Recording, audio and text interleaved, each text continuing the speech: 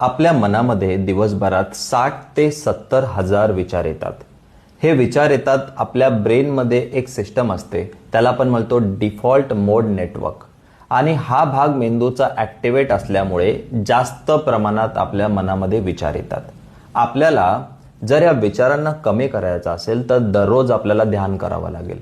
Every day तुम्ही meditation करा. 10-15 मिनटं जर तुम्ही मेडिटेशन केलं तर हे एवढे जे विचार येतात मनामध्ये त्याचं प्रमाण कमी होईल. दुसरी गोष्ट, आपल्या मनामध्ये आपण सतत छोट्या छोट्या गोष्टींवरती इरिटेट होत असतो, चिडत असतो. ह्या सगळ्या इमोशनल रिॲक्शन ज्या असतात त्या इमोशनल रिॲक्शन्स ध्यान केल्यानंतर कमी होतात. आणि 2 फायदे तुम्हाला त्याच्यामुळे होत आहेत की दिवसभरात येणारे विचार तुमचे एकदम कमी होतात.